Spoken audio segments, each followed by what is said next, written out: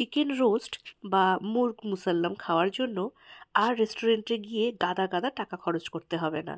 শুধু হাতে একটু সময় লাগবে আর একটু ইচ্ছা, বাড়িতেই তৈরি করে নিতে পারবেন। দেখুন তো কিভাবে বানাবেন। দেখুন, সর্ষের তেল নিয়েছি 2 চামচ। তার মধ্যে দিয়ে দেব একে একে মশলা। রেড চিলি পাউডার, নুন, হলুদ গুঁড়ো, একটু ঝাল লঙ্কার গুঁড়ো, ধনে গুঁড়ো, জিরে গুঁড়ো, গরম মশলার গুঁড়ো, আবার দেব টক দই। টক দই দিয়ে তার মধ্যে আদা রসুন বাটা আর লেবুর রস দিয়ে ভালো করে এটাকে মাখিয়ে নিতে হবে। এটাই হচ্ছে এই রেসিপির আসল মশলা। তো মশলা রেডি হয়ে গেছে। আর এদিকে চিকেনটাকে আমি ভালো করে জল দিয়ে ধুয়ে পরিষ্কার করে নিয়েছি। আর গায়ে কাটমার্ক লাগিয়ে নিয়েছি, যাতে সমস্ত মশলা ভিতর পর্যন্ত ঢুকে যেতে পারে। তো আর কিছুই নয়, শুধু যে মশলাটা তৈরি করলাম সেই মশলাটাকে ভালো করে মাখিয়ে নেব। সমস্ত কাট মার্কসের মধ্যে মশলাগুলোকেও ঢুকিয়ে দেব, যাতে খাওয়ার সময় ফ্যাকাশে না লাগে। তো 1 ঘন্টা এটাকে অবশ্যই রেখে দিতে হবে।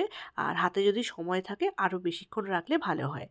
দেখুন, মশলা মাখানো একদম রেডি হয়ে গেছে। এবারে কড়াইয়ে অল্প একটু রিফাইন্ড অয়েল দিয়ে ঢাকা দিয়ে দিয়ে ভালো করে ঘুরিয়ে ফিরিয়ে এটাকে ভেজে নিতে হবে।